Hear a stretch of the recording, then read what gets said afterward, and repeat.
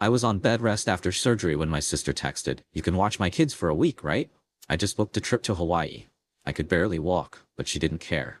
So I decided to teach her a lesson she'd remember forever. When she came home from her vacation, she walked into a scene she'll never forget. I, 32M, was lying on my living room sofa, my entire right leg encased in a heavy medical brace, when my phone vibrated on the coffee table. I had just undergone a massive reconstructive surgery on my knee and femur following a brutal car accident. The doctors had been very clear about my recovery protocol. I was on strict bed rest. Putting any weight on my leg could completely ruin the surgical grafts, potentially leaving me with a permanent limp or requiring an amputation in the worst-case scenario. I was in a constant haze of throbbing pain, relying on a strict schedule of heavy medication just to endure the daylight hours. Simply dragging myself to the bathroom was an agonizing 20-minute ordeal that left me drenched in cold sweat. My sister knew all of this. My entire family knew all of this. So when I reached over, wincing as the movement pulled at my stitches, and read the text message from my sister, my brain simply refused to process the words for a solid minute. In her message, she casually informed me that she had just booked a spontaneous, last-minute trip to Hawaii with her new boyfriend. She stated that she desperately needed a mental health break from her life, and that she was leaving her two young children with me for the entire week. She added, almost as an afterthought, that since I was just sitting around the house doing nothing anyway, it would not be a problem for me to keep an eye on them. A surge of hot, disbelieving anger washed over me. I immediately texted her back, my fingers trembling. I reminded her forcefully that I was entirely incapacitated, that I could barely walk to the kitchen to fetch my own water, and that it was physically and medically impossible for me to care for two energetic children under the age of 8. I told her in no uncertain terms that she needed to find another arrangement immediately because I could not do it. Her reply came through a minute later. She dismissed my concerns entirely, claiming I was being dramatic and selfish. She insisted that the kids were old enough to entertain themselves and that they just needed a place to crash.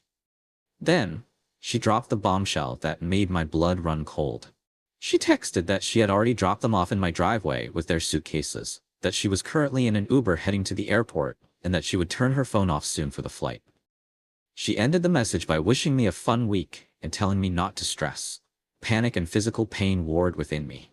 I hauled myself upright, gritting my teeth as a sharp, stabbing sensation shot up my spine. I grabbed my crutches and hobbled toward the front door, every step sending shock waves of agony through my shattered leg.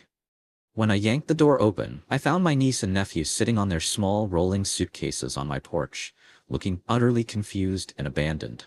I ushered them inside, trying to hide my grimaces of pain so I would not frighten them.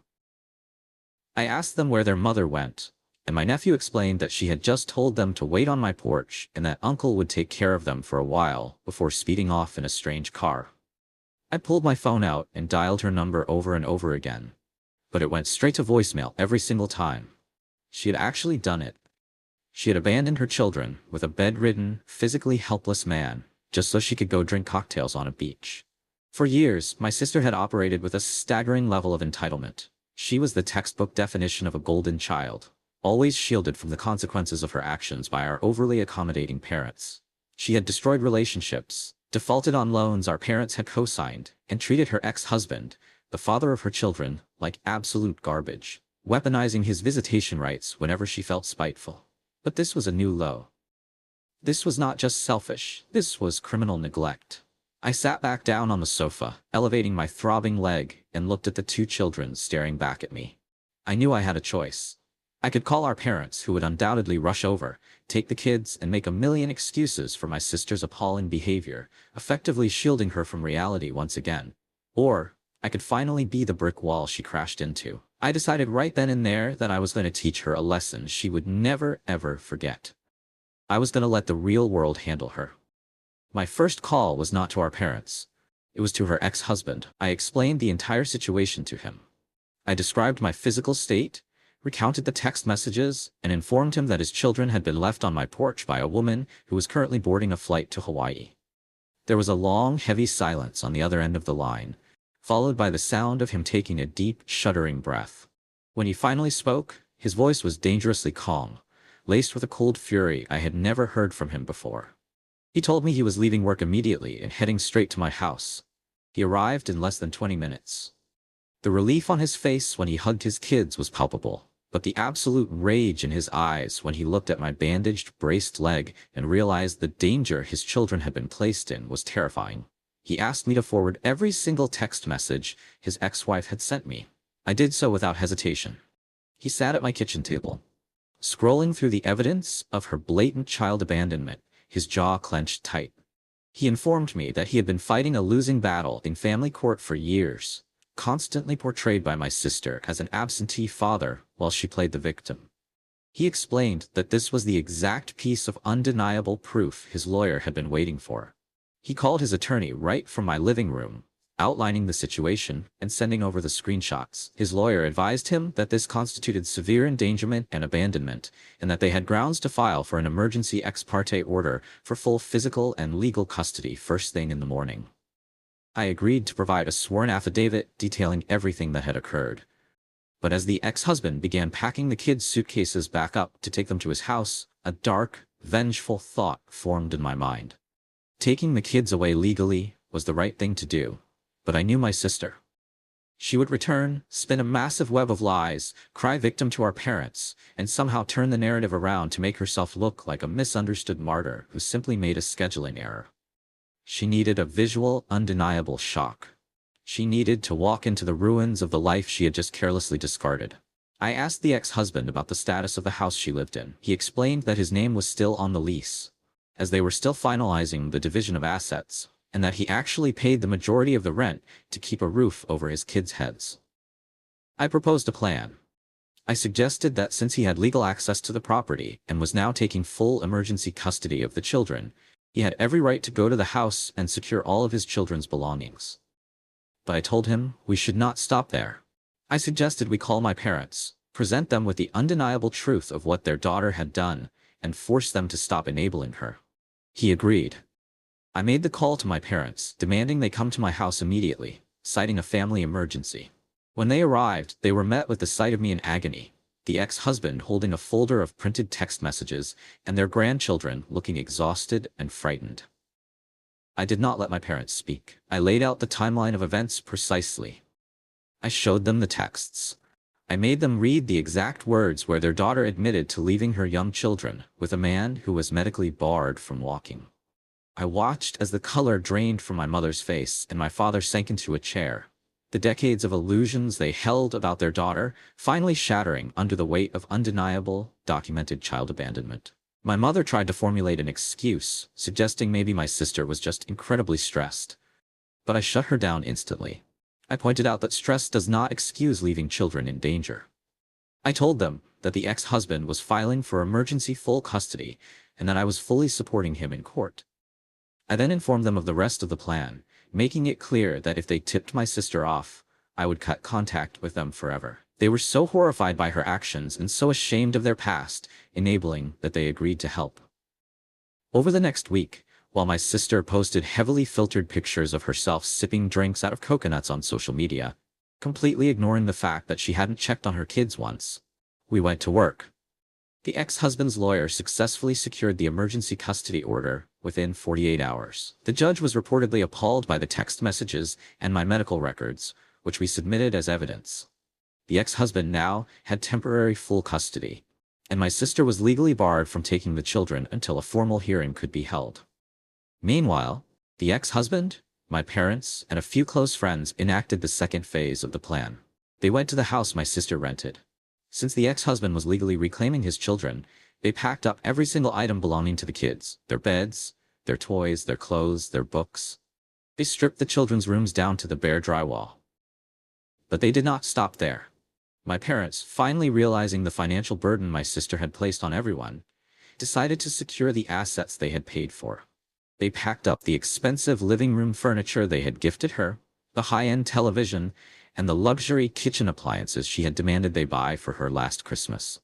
The ex-husband packed up his own remaining belongings that she had refused to let him take during the initial separation. They left her personal clothes and her bed, but they removed everything that made the house a home, everything that represented the comfortable, subsidized life she took for granted. They moved it all into a secure storage unit, leaving the house echoing, empty, and sterile. For 7 days, I endured the agonizing slow burn of recovery, fueling my endurance with the anticipation of her return. I ignored her occasional breezy text messages about the beautiful Hawaiian sunsets. I simply replied that the kids were fine, which was the absolute truth. They were thriving with their father. On the day she was scheduled to return, we all gathered at her empty house. I had a friend drive me over and assist me into a wheelchair, as I was still completely unable to bear weight. The ex-husband was there, holding the thick folder containing the emergency custody orders. My parents stood near the kitchen, looking incredibly nervous but resolute. We waited in the barren living room, the silence heavy and thick with anticipation. Around 4 in the afternoon, we heard the sound of an Uber pulling into the driveway. We heard her dragging her heavy designer luggage up the front steps. We heard the jingling of her keys in the lock. The front door swung open, and my sister stepped inside, wearing a floral sundress, deeply tanned and holding a half-empty iced coffee. She was laughing at something on her phone. She took 2 steps into the hallway, looked up, and stopped dead in her tracks. The iced coffee slipped from her fingers, shattering on the hardwood floor and splattering brown liquid across her expensive sandals. She stared at the empty space where her plush sectional sofa used to be. She looked at the bare walls where her enormous television had hung. Her eyes darted wildly to the empty dining room, and then finally landed on us, standing in a semicircle in the middle of the desolation. She demanded to know what was going on, her voice high-pitched and trembling. She screamed at us, asking if she had been robbed, asking why we were just standing there. No one answered her immediately. The silence stretched, amplifying her rising panic. She noticed my wheelchair and glared at me, demanding to know where her children were, suddenly acting like a fiercely protective mother. The ex-husband stepped forward slowly. He did not yell. He did not show any anger. He simply handed her the thick legal folder. He advised her to read the first page very carefully. My sister snatched the folder from his hands, her eyes scanning the legal jargon. I watched as her tanned face turned a sickly, ashen gray. Her knees buckled slightly, and she had to lean against the wall to keep from falling. She looked up at him, tears welling in her eyes, and stammered out a question, asking how he could do this to her, claiming he had no right to take her babies. I finally spoke up. I guided my wheelchair slightly forward and informed her, in the calmest, coldest voice I could muster, that she had no right to abandon her children with a bedridden man so she could go on vacation. I explained to her that actions have consequences, and that she had finally run out of people willing to shield her from them. She turned to our parents, bursting into dramatic sobs, begging them to fix this, begging them to tell the ex-husband to give her kids back and return her furniture. She reached out to my mother, acting like a helpless child. My mother, to her immense credit, took a step back. She told her daughter, her voice shaking but firm, that they could no longer protect her from her own terrible choices. She explained that they had packed their purchased belongings to prevent them from being seized when she inevitably defaulted on her rent, since they were no longer going to pay her bills. My sister collapsed onto the floor, wailing, throwing a massive theatrical tantrum, accusing all of us of conspiring against her, of being jealous of her happiness, of trying to ruin her life. The ex-husband simply turned around and walked out the front door, stating over his shoulder that he would see her in court. My parents followed him shortly after, leaving my sister sobbing on the floor of her empty house. My friend wheeled me out last. I did not look back. Update 1. It has been 2 weeks since the confrontation at the empty house, and the fallout has been nuclear. My sister spent the first 3 days blowing up everyone's phones, with a mixture of desperate pleas, furious threats, and manipulative guilt trips. She tried to convince the extended family that we had all suffered a collective psychotic break and stolen her children. Unfortunately for her, the emergency custody order was a matter of public record, and her ex-husband made sure to share the exact wording of the judge's findings with anyone who asked. Once the extended family read the truth, that she had abandoned her kids with a physically incapacitated person to go to Hawaii, the support she thought she had vanished instantly. We had the first official hearing for temporary custody a few days ago. My sister showed up to court playing the ultimate victim card, crying uncontrollably and claiming she had made a terrible mistake due to severe mental exhaustion. Her lawyer tried to argue that I had verbally agreed to watch the kids and had later reneged to spite her. However, the text messages I provided were damning. They clearly showed my immediate, desperate refusal, my medical explanations, and her callous, dismissive replies before turning her phone off. The judge tore into her, stating that her actions demonstrated a profound lack of judgment and a blatant disregard for the safety of her children. The judge upheld the temporary full physical and legal custody for the ex-husband. My sister was granted supervised visitation only, twice a week at a designated facility. She was also ordered to pay child support, a fact that caused her to have another meltdown in the courtroom, as she had never had to pay for anything herself. Financially, she is completely ruined.